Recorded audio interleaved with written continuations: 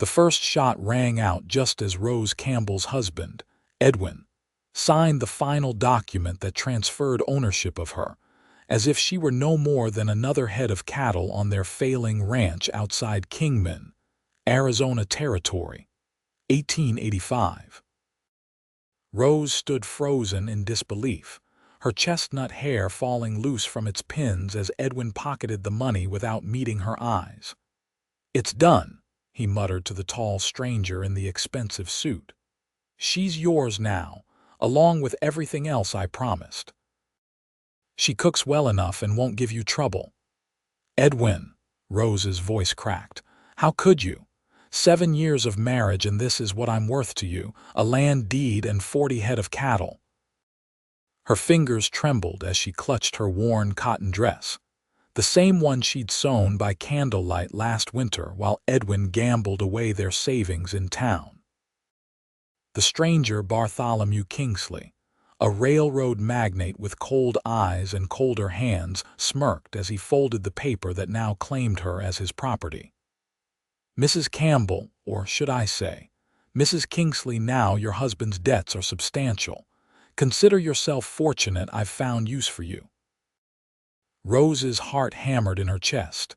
This couldn't be happening. Not in America. Not in 1885. A woman couldn't be traded like property. Yet here she stood, on the porch of what was no longer her home, watching Edwin mount his horse without so much as a backward glance. "You'll be joining me in my private car on tomorrow morning's train to San Francisco," Kingsley informed her, his gaze traveling over her figure in a way that made her skin crawl.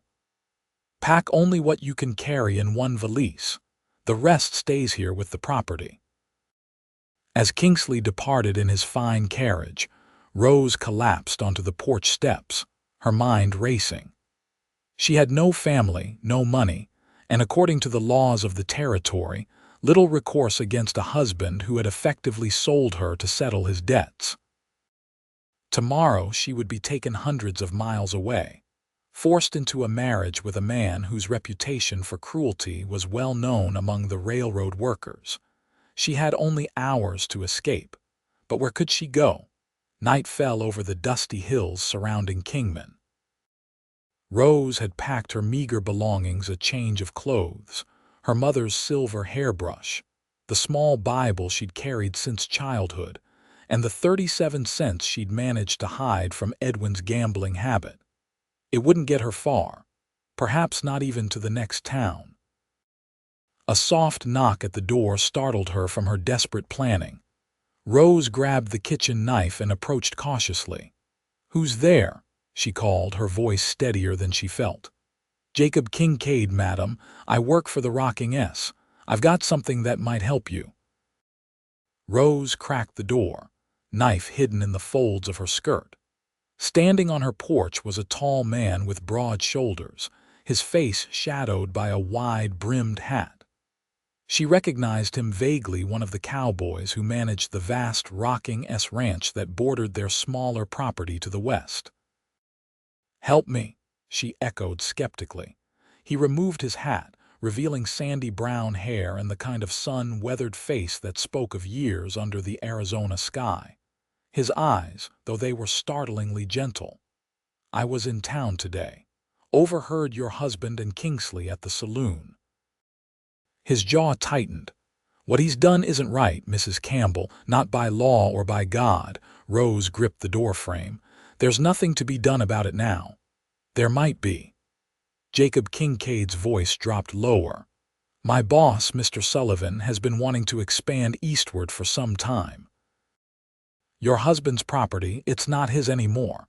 He sold it to Kingsley, along with you." The words hung in the air between them, heavy with meaning. Rose felt her cheeks flush with humiliation. "Why are you here, Mr. Kincaid?" "To offer a solution. Mr. Sullivan is prepared to make Kingsley an offer significantly more land than what your husband sold him, plus 50 head of prime cattle. In exchange for this property," he paused, "and for tearing up that paper that claims you." Hope flickered dangerously in Rose's chest. "Why would your employer do such a thing?" Jacob's eyes met hers directly.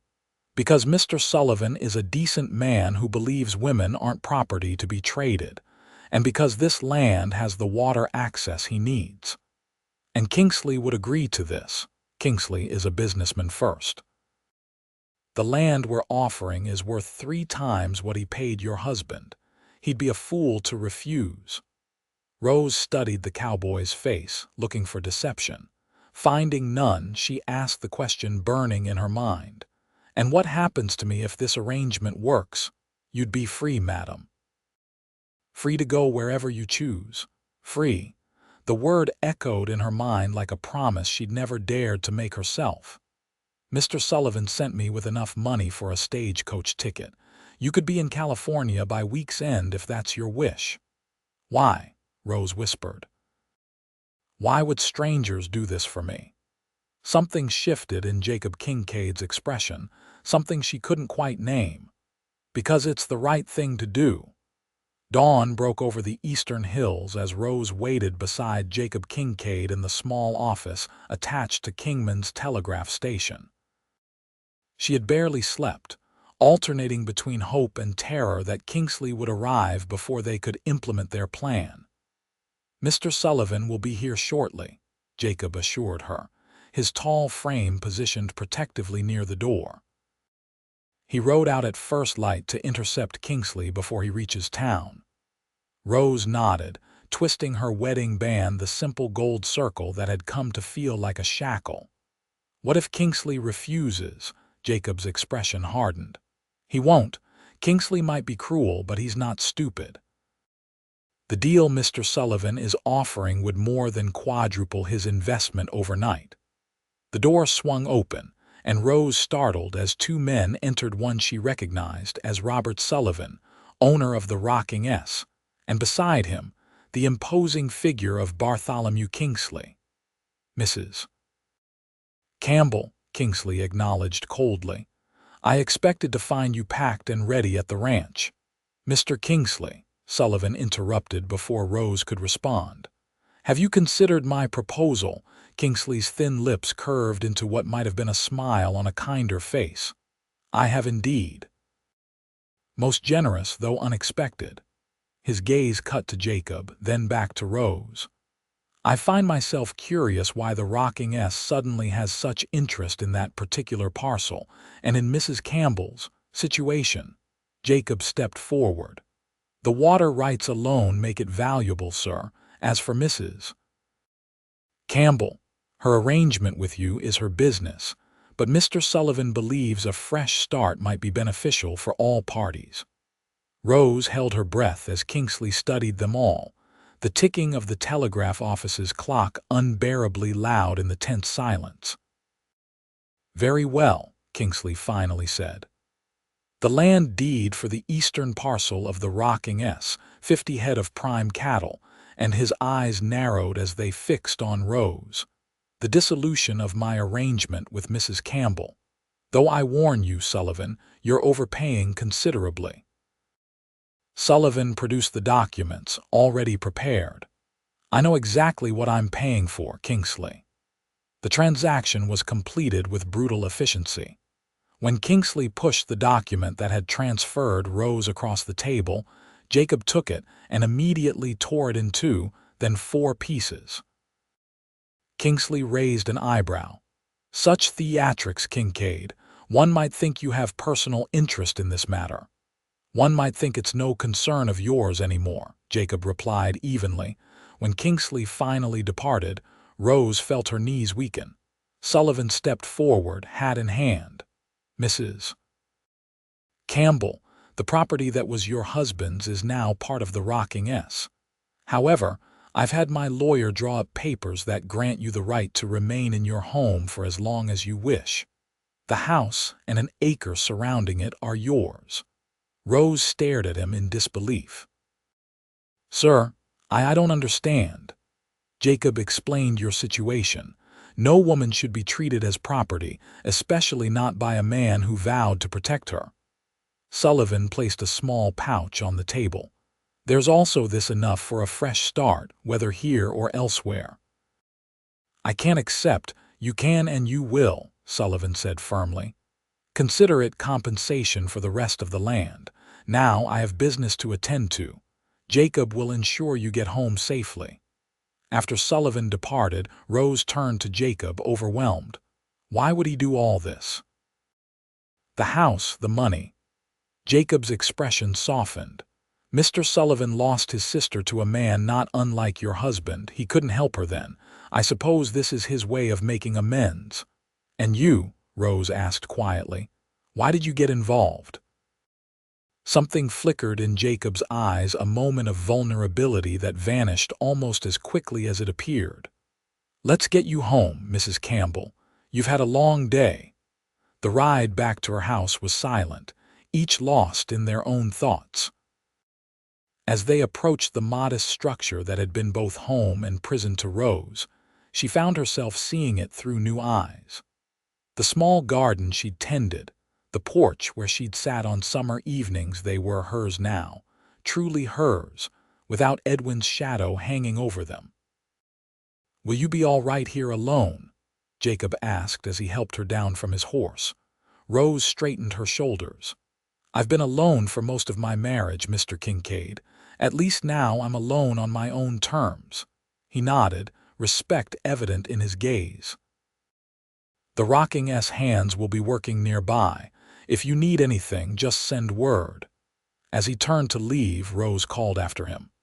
"Mr. Kincaid," he paused, looking back, "thank you for seeing me as a person, not property." Jacob touched the brim of his hat. "You've always been a person, Mrs. Campbell. It's others who forgot that, not you." 2 weeks passed, and Rose discovered what freedom truly meant. She tended her garden without Edwin's complaints about wasted time. She rearranged furniture that had sat in the same positions for 7 years. She even cut her hair shorter than was fashionable, reveling in the small rebellion. Occasionally, she saw Jacob Kincaid riding the new boundary lines of the expanded Rocking S. Sometimes he would tip his hat in her direction. Once, when a spring storm had damaged part of her roof, he appeared with 2 other ranch hands and repaired it before she could even thank him properly. As summer approached, Rose found herself watching for him more often than she cared to admit. On a warm June morning, Rose was hanging laundry when the sound of approaching hoofbeats made her turn. Edwin Campbell sat atop a scrawny horse, his once handsome face now haggard and unshaven. "Rose," he called, dismounting with none of his former grace. "You're looking well." She stiffened, clothespin clutched in her hand like a weapon. "What are you doing here, Edwin?" He gestured vaguely at the house. "I came for my things, and to talk sense into you. Your things were sold to cover your debts. What's left belongs to me." Edwin's face darkened. "This is still my house. You're still my wife." "Neither is true anymore. The house is mine by legal agreement with the Rocking S, and as for being your wife," Rose's voice shook with barely contained fury, "you gave up that right when you sold me like cattle." He stepped closer, and Rose caught the familiar smell of whiskey. "That business with Kingsley was just temporary, a business arrangement until I could win back our losses." "Our losses?" Rose laughed bitterly. "There was never anything ours about your gambling debts, Edwin." His hand shot out, gripping her arm painfully. "You're coming with me, Rose. I've got prospects in Tucson. Take your hand off her." Jacob Kincaid's voice cut through the air like a whip. Edwin turned, releasing Rose as Jacob approached on horseback, his expression thunderous. "This is between me and my wife, Cowboy," Edwin snarled. Jacob dismounted in one fluid motion. "Mrs. Campbell isn't your wife anymore, not in any way that matters, and you're trespassing on Rocking S property." Edwin's hand moved toward his hip, but Jacob was faster, his revolver clearing its holster before Edwin's fingers reached his own weapon. "I wouldn't," Jacob said quietly. "I truly wouldn't." Rose stepped forward. "Leave, Edwin, there's nothing for you here." Something in her voice, perhaps the absolute certainty in it, seemed to finally reach her former husband. He looked between them, understanding dawning in his bloodshot eyes. "So that's how it is," he spat. "Didn't take you long to find comfort elsewhere." Jacob's finger tightened on the trigger. "One more word against Mrs. Campbell's character, and I'll forget I'm a civilized man." Edwin backed toward his horse. "You're welcome to her. Always was too much trouble anyway." He mounted clumsily.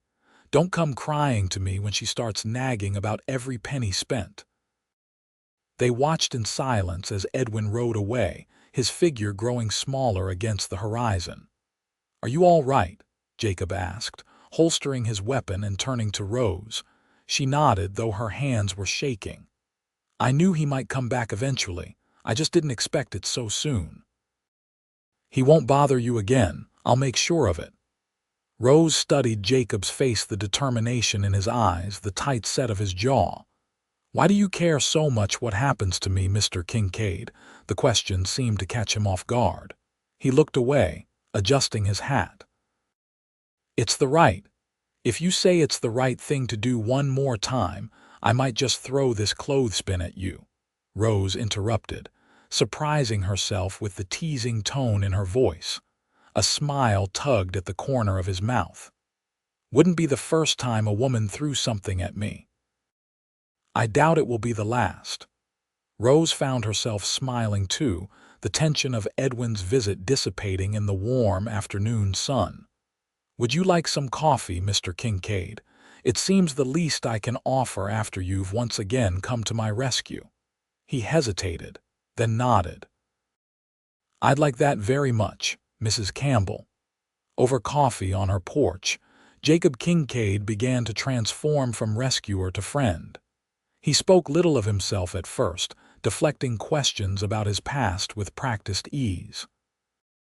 But as summer turned to fall and his visits became more regular, Rose learned that he had come west from Pennsylvania after the war, that he had a younger sister in St. Louis, and that he could recite Tennyson from memory, a skill learned from his schoolteacher mother. In turn, Rose shared pieces of herself she had kept hidden even from Edwin. Her dreams of traveling to San Francisco, her secret love of dime novels, the child she had lost in their second year of marriage, and Edwin's callous response to her grief. "He said we couldn't afford a baby anyway," she confessed one evening as they sat watching the sunset paint the desert in gold and crimson.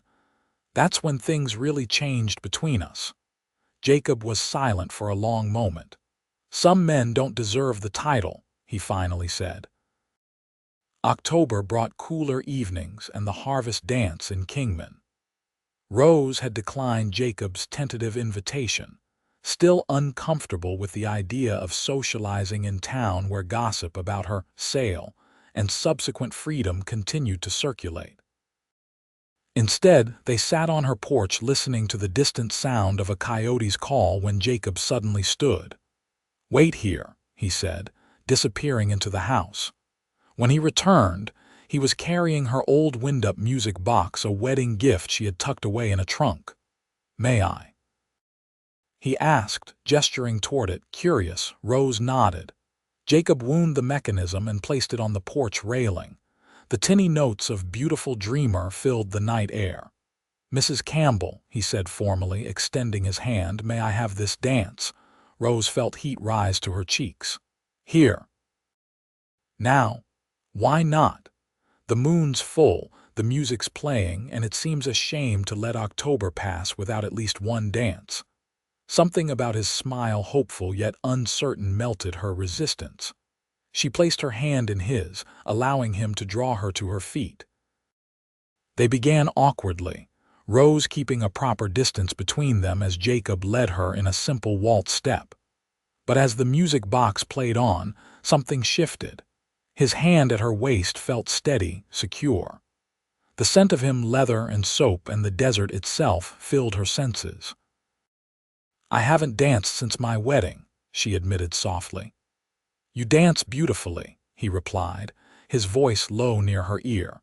The music box wound down, the notes growing slower until they stopped altogether. But Jacob and Rose continued moving, swaying gently to music only they could hear. When he finally stepped back, his eyes held a question Rose wasn't ready to answer. "It's getting late," she said, breaking the spell between them. He nodded, understanding in his gaze. "Good night, Mrs. Campbell." "Rose," she said impulsively. "I think after everything you might call me Rose." His smile in the moonlight made her heart flutter in a way she had almost forgotten it could. "Good night, Rose. I'm Jacob to my friends." "Good night, Jacob," she whispered, watching as he mounted his horse and rode into the night, his silhouette outlined against the star-filled sky. Winter descended on the Arizona territory with unusual ferocity that year. By mid-December, a series of storms had dropped more snow than Rose had seen in all her years in Kingman. The path to town became nearly impassable, isolating her in her small home. Jacob appeared on the third day of the worst storm, his horse struggling through drifts that reached its chest. He carried supplies: flour, coffee, bacon, and a bundle of newspapers and books. "Thought you might be running low," he explained as Rose helped unload his saddlebags. "And figured you might want something to read." The simple thoughtfulness of it, that he had remembered her mentioning how she missed reading material during winter months, touched Rose deeply. "You shouldn't have risked the ride," she chided, though her eyes betrayed her gratitude. "Had to check the southern fence line anyway," he replied with a shrug that didn't quite disguise the blue tinge to his lips. Rose insisted he warm himself by her fire before attempting the return journey. As he thawed, they talked about the books he'd brought, about the wolf tracks he'd seen near the creek, about everything and nothing. When the short winter day began to darken, Rose faced reality. "You can't make it back to the ranch tonight, not in this weather." Jacob looked uncomfortable for the first time since she'd known him. "I'll manage. Don't be foolish. You'll freeze before you reach the main house." She straightened her shoulders. "You can take Edwin's old room. I'll make up the bed with fresh linens." That night, with a blizzard howling outside and Jacob Kincaid sleeping under her roof, Rose lay awake considering how dramatically her life had changed. 6 months ago, she had been property to be traded. Now she was an independent woman making her own decisions, even scandalous ones like allowing an unmarried man to stay in her home during a storm. What would the good people of Kingman think? And why? Rose wondered as sleep finally claimed her. Did she care so little about their judgment? The storm lasted 3 days. 3 days of shared meals and conversations by the fire. 3 days of learning that Jacob could cook a surprisingly good stew, that he sang softly to himself when he thought she couldn't hear, that he carried a small wooden horse in his pocket, carved by his father when he was a boy. 3 days of realizing that what she felt for this quiet, honorable man went far beyond gratitude or friendship. When the skies finally cleared, and the time came for Jacob to return to the Rocking S, Rose felt his departure like a physical ache. "I'll check on you in a few days," he promised as he saddled his horse. "Make sure you're still all right." Rose nodded, suddenly unable to find words. As he mounted and turned his horse toward the ranch, she called out impulsively, "Jacob." He looked back, waiting. "Thank you for everything." Something in his eyes, a warmth, a promise, made her breath catch. "Always, Rose." Spring arrived with its explosion of wildflowers and renewed life. Rose expanded her garden, started keeping chickens, and even traded some of her eggs for a milk cow from a neighboring farm. With each passing month, she built a life that was truly her own. Jacob remained a constant presence, helping with heavier tasks, bringing supplies from town, sharing Sunday dinners. Their friendship deepened, though neither seemed willing to acknowledge the growing tension between them, the lingering glances and accidental touches that sent electricity through Rose's veins. In April, Jacob arrived with unexpected news. Mr. Sullivan's offered me a partnership, he announced as they walked the perimeter of Rose's garden. A small share of the Rocking S with the option to buy more over time. Rose's heart soared for him. Jacob, that's wonderful. You've earned it. It means I'll be staying in Kingman. Permanently? His eyes held hers, searching for a reaction. I'm glad, she said simply, allowing her smile to convey what she couldn't yet put into words. He reached for her hand then, his calloused palm warm against hers. They stood connected in the spring sunshine, on the precipice of something neither was quite ready to name. That night, alone in her bed, Rose made a decision. The time for caution had passed. Life was too short and too precious to waste on fear. She would tell Jacob Kincaid how she felt about him. Tomorrow. But tomorrow brought unexpected visitors. Rose was weeding her garden when the sound of a carriage approaching made her look up. A fine black coach with matched bay horses pulled into her yard, kicking up dust that shimmered in the morning light. The driver, dressed in livery finer than anything seen in Kingman, hopped down and opened the door. From inside emerged a woman whose elegant traveling suit and poised bearing immediately marked her as someone accustomed to wealth and privilege. Mrs. Campbell. The woman called, approaching with perfect posture despite the uneven ground. I'm Josephine Kingsley, Bartholomew's wife. Rose felt as though the earth had tilted beneath her feet. Mrs. Kingsley, she managed, wiping her soil-stained hands on her apron. This is unexpected, indeed. Josephine Kingsley's eyes, sharp and assessing despite her pleasant expression, took in Rose's simple home and garden. I hope you'll forgive the intrusion, but I felt compelled to meet you. Meet me, Rose echoed, confusion evident in her voice. The woman my husband purchased, then traded away for land. Mrs. Kingsley stated it so matter-of-factly that Rose flinched. May we speak privately? Numbly, Rose led her visitor inside, hastily clearing space at her kitchen table. Mrs. Kingsley declined the offer of tea, getting directly to the point of her visit. My husband died 3 weeks ago. Heart failure. No grief colored her tone. In reviewing his papers, I discovered the original transaction with your husband, as well as the subsequent arrangement with the Rocking S Ranch. Rose tensed. I'm sorry for your loss, Mrs. Kingsley, but I don't see. I've come to make things right, Josephine interrupted.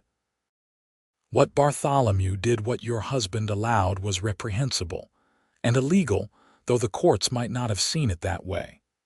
She reached into an elegant handbag and withdrew a document. This is the deed to your property, the entire original homestead, not just the house and acre you currently occupy. I'm returning it to you. Rose stared at the paper in disbelief. Why would you do this? Josephine's perfectly composed facade cracked slightly. Because I know what it's like to be treated as property, Mrs. Campbell. My marriage was arranged when I was 18, to a man 30 years my senior. The only difference between us is that my father received the compensation instead of a husband. The two women regarded each other with new understanding. There's more, Josephine continued. Bartholomew left considerable debts despite his apparent wealth. I'm selling most of his holdings. The railroad shares, the mining interests. I intend to live quietly in Boston with my sister. She stood to leave. The land is yours now, free and clear. Do with it what you will. After Josephine Kingsley's departure, Rose sat at her table for a long time, the deed before her representing possibilities she had never dared to consider. By the time Jacob arrived for their usual Sunday dinner, she had made her second important decision of the week. He noticed the document immediately. What's this? Rose explained Josephine's visit and surprising gift. Jacob listened intently, his expression shifting from shock to cautious optimism. This changes things for you, he said finally. You could sell it all, go to San Francisco like you always wanted. Rose took a deep breath. Or I could stay and build something here, something that's truly mine. Is that what you want? She met his gaze steadily. What I want, Jacob Kincaid, is to know why you've never asked to court me properly. The question hung between them, bold and unavoidable. Jacob's eyes widened, then softened. Because I didn't think I had the right. Not after everything you'd been through. Not when you were just finding your freedom. And if I told you that being with you feels like freedom. Rose's heart pounded so loudly she was certain he must hear it. That every moment in your company makes me feel more myself, not less. He moved closer, taking her hands in his. Then I'd say I've been a fool for waiting so long, that I've loved you since that first night on your porch when you stood up to your husband with more courage than most men I've known. Rose felt tears spring to her eyes. I thought perhaps it was just gratitude I felt, or that you saw me as someone to protect, not to love. Jacob's laugh was soft and incredulous. Rose Campbell, I have never met anyone less in need of protection. You're the strongest person I know. Not always, she whispered. Not when it comes to you. His kiss, when it finally came, was gentle at first, a question, an offering. Rose answered by drawing him closer, her hands finding their way to the nape of his neck, into his hair. When they broke apart, both breathless, Jacob rested his forehead against hers. I should have done that months ago. Yes, Rose agreed with a smile, you should have. They were married in July, under a canopy of cottonwood trees by the creek that now ran through their combined property. Rose wore a new dress of pale blue, silk, her one indulgence from the proceeds of selling the eastern section of her reclaimed land to the Rocking S, solidifying Jacob's partnership with Sullivan while keeping the homestead that had once been her prison and was now her choice. Sullivan gave them a matched pair of horses as a wedding gift. Josephine Kingsley, unable to attend, sent a silver tea service that Rose suspected was worth more than her entire house. And Jacob presented his bride with a deed of his own, his share of the Rocking S put in both their names, a partnership in every sense. No husband and wife, the minister pronounced at the conclusion of their vows, but equals before God and man. Words Jacob had specifically requested. The small gathering of friends and neighbors, Sullivan and his wife, the shopkeepers from town who had always treated Rose with kindness, even during the darkest days of her marriage to Edwin, and the ranch hands who had come to respect the quiet cowboy who was now their partner, celebrated well into the evening. As night fell and their guests departed, Rose and Jacob stood on the porch of what was now their home, his arm around her waist as they gazed at the stars appearing one by one in the darkening sky. Happy? Jacob asked, pressing a kiss to her temple. Rose turned in his arms, reaching up to trace the lines of his face, lines she now had the right to memorize for the rest of her life. More than I ever believed possible. Even though we're not in San Francisco, he teased gently. San Francisco can wait, Rose replied, her eyes bright with promise. We have all the time in the world. 3 years later, on a crisp autumn morning, Rose Kincaid sat on that same porch watching her husband teach their 2-year-old son, William, to pet the new foal that had been born in their stable the previous night. The Kincaid Ranch, as their combined property was now known throughout the territory, had prospered. The partnership with the Rocking S had expanded to include cattle breeding and horse training, with Jacob's skill with difficult animals becoming legendary as far as California. Rose managed the accounts and correspondence, her head for business surprising everyone except Jacob, who had always seen her capabilities clearly. "Mama," William called excitedly, his father's steadying hand on his small back as he stroked the foal's soft muzzle. "Horse nice." "Very nice," Rose agreed, one hand resting on the gentle swell of her stomach where their second child grew. This pregnancy, unlike her first with Edwin, brought joy rather than anxiety.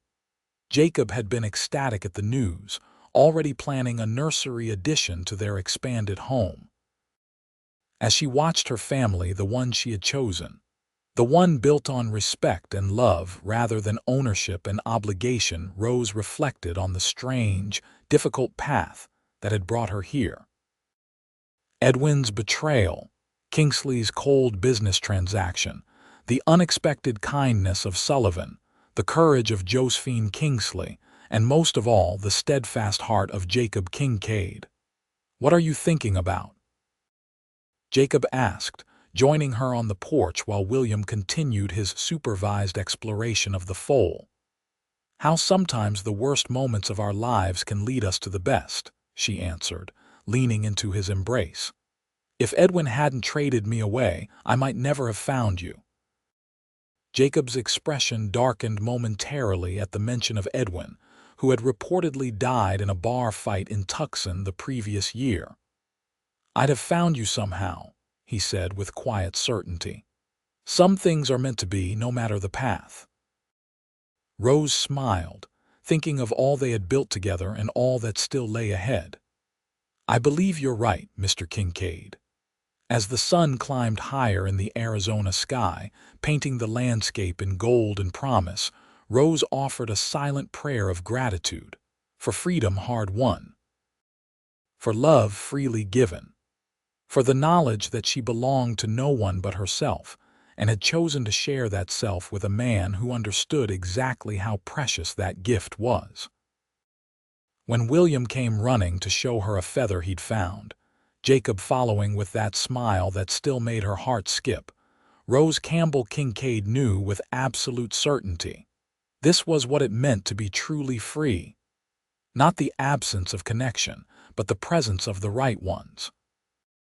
Connections chosen. Connections cherished. Connections that strengthened rather than confined. By spring of 1890, the Kincaid Ranch had become one of the most respected breeding operations in the Arizona Territory. Their second child, a daughter they named Catherine, arrived on a night when wildflowers carpeted the desert in a riot of color, a sign of blessing.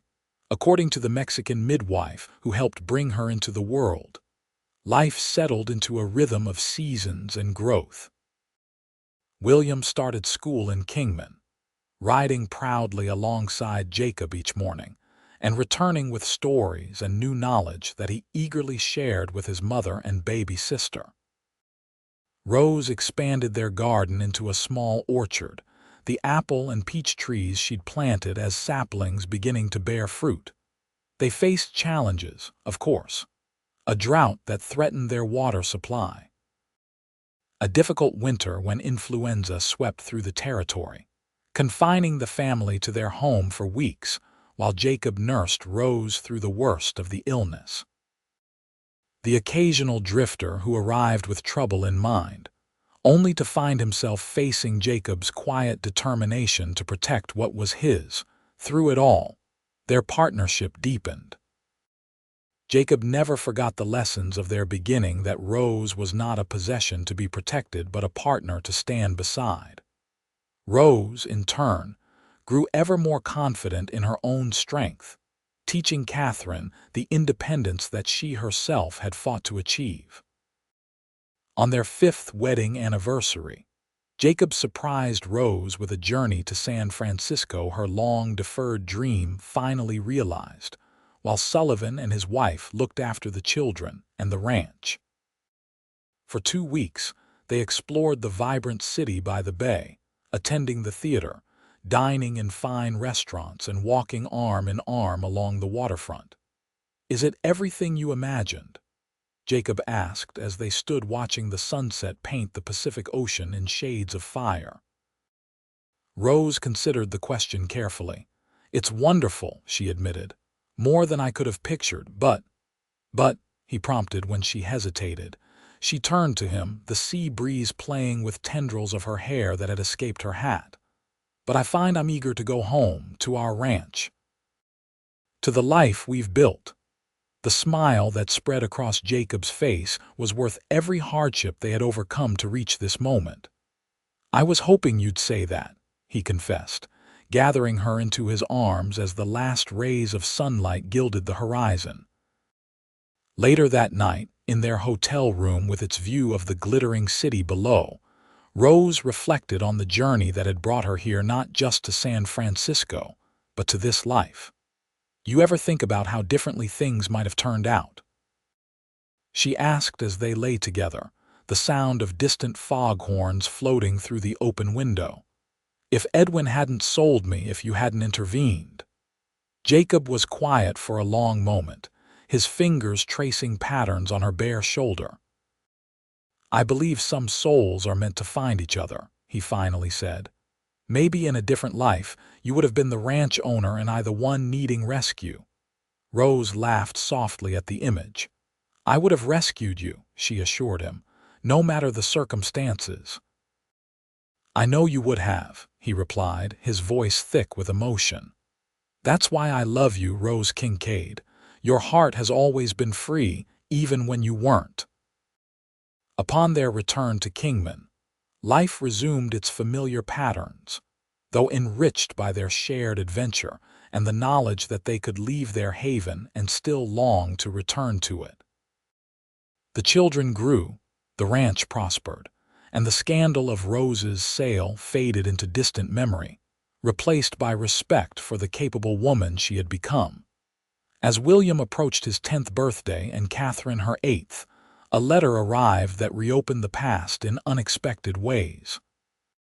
It was from Josephine Kingsley's sister in Boston, informing them that Josephine had passed away after a brief illness.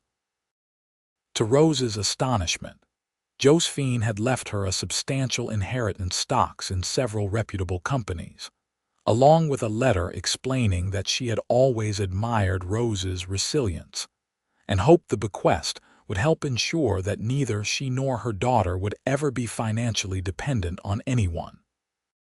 "She hardly knew me," Rose marveled as she and Jacob discussed the unexpected windfall. "We met only that once." "Some connections don't need time," Jacob observed. "She saw herself in you, I think." With careful planning, they used Josephine's gift to establish trust funds for their children's education and to expand their business interests beyond ranching. Jacob, who had once been merely a cowboy with dreams of his own small spread, revealed a surprising talent for investment under Rose's encouraging guidance. By 1895, the Kincaid name was associated not just with fine horses and cattle, but with business acumen and community leadership. When Kingman established its first proper bank, Jacob was invited to sit on the board. When the territorial government sought input on water rights legislation, Rose's opinion was actively sought. Together, they helped establish the town's first real library, donating the land and a portion of the construction costs. Through it all, they never forgot their beginnings. Each year on the anniversary of the day, Jacob had come to Rose's door with his plan to free her. They made a donation to a fund they had established to help women escape difficult situations. The New Start Fund, they called it, providing assistance quietly and without judgment to those who needed to begin again, just as Rose once had. Their family expanded again in 1896, with the surprise arrival of twins Robert and James when Rose was 35, and had believed her childbearing years were behind her. The double blessing, though unexpected, brought new joy to their home, with William and Catherine eagerly helping care for their baby brothers. 4 children, Rose mused one evening as she and Jacob sat on their porch, watching the sunset while the older children supervised the twins' attempts to catch fireflies in the yard. "If anyone had told me 10 years ago that this would be my life, would you have believed them?" Jacob asked, his hand finding hers as naturally as breathing. Rose shook her head. I couldn't have imagined such happiness was possible. She squeezed his fingers. Do you remember what the minister said at our wedding? Not husband and wife, but equals before God and man. I remember. Jacob's voice was soft with memory. Best words ever spoken at a wedding, if you ask me. I've been thinking, Rose said, her tone shifting to the one Jacob recognized as her business proposition voice, about expanding that idea, opening a school for girls here in Kingman. Not just reading and figures, but business principles, property law, the things I had to learn the hard way. Jacob studied her face in the fading light. You've been planning this for some time, haven't you? She nodded. Since Catherine started asking why the boys at school get different lessons than the girls. Why should she learn needlepoint when she'd rather learn how cattle futures work? Our daughter, Jacob laughed, never satisfied with the expected path. Like her mother, Rose acknowledged with a smile. Like her mother, Jacob agreed, lifting their joined hands to his lips. Well then, Mrs. Kincaid, it seems we have another adventure ahead of us. The Kincaid School for Girls welcomed its first 12 students in the fall of 1898, housed in a purpose-built structure on the edge of town. Rose served as headmistress and primary instructor, with Jacob teaching mathematics and practical ranching skills. By its 5th year, the school had grown to 50 students, some traveling from as far as Phoenix to attend. As the new century dawned, bringing with it the promise of Arizona statehood and expanding opportunities, the Kincaids found themselves at the center of a community they had helped to shape. William, now a thoughtful young man of 15, spoke of studying law in California before returning to help manage the family's expanding interests. Catherine, at 13, already showed signs of inheriting both her mother's determination and her father's gentle strength. On a warm evening in the spring of 1900, Rose and Jacob once again sat on their porch, expanded and improved over the years, but still the same spot where they had shared their first dance. The twins played with the new puppies Jacob had surprised the family with at Christmas, their identical faces alight with joy. 15 years, Rose mused, leaning against her husband's shoulder. 15 years since Edwin signed that paper. The worst mistake he ever made, Jacob said, pressing a kiss to her temple. And the luckiest day of my life. Rose turned to face him fully, taking in the face she had loved for so long, older now, lined by sun and laughter, but still the same eyes that had seen her true worth when she'd nearly forgotten it herself. You ever regret it? She asked softly. Giving back all that land and cattle to free a woman you didn't even know? Jacob's answer was immediate and certain. Not for a single moment. His hand came up to cradle her cheek. I got the better end of that deal, Rose Kincaid. I got you. As night fell over the land they had tended and loved together, stars appearing one by one in the velvet sky, Rose thought about the strange and winding path of a life. How the deepest wounds could lead to unexpected healing. How being treated as property had ultimately taught her the true meaning of ownership of herself, her choices, her future. And how a cowboy who believed women weren't things to be traded had given her back not just her freedom, but the capacity to love without fear. We should go inside, Jacob murmured as the evening air grew cooler. Early start tomorrow. Rose nodded, but neither moved just yet, content to remain in this moment a little longer. Tomorrow would bring its own challenges and joys: the school, the ranch, their growing children, the community that looked to them for leadership. The future stretched before them, full of possibilities neither could have imagined in their earlier lives. But tonight, under the Arizona stars, was for remembering how far they had come.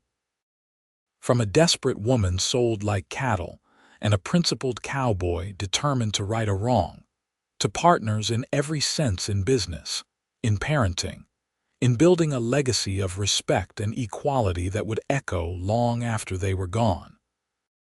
"I love you, Jacob Kincaid," Rose whispered, the words as true now as the first time she had spoken them. His arm tightened around her shoulders, drawing her closer into the circle of warmth that had become her home. "And I love you, Rose Kincaid. Yesterday, today, and all our tomorrows." Together, they watched as the moon rose over the desert, silvering the landscape that had witnessed their journey from strangers to soulmates. A journey that had begun with a transaction, but had transformed into something no legal document could ever capture: the freely given love of two hearts that had found in each other not possession, but partnership, not confinement, but freedom, not an ending, but a beginning without end.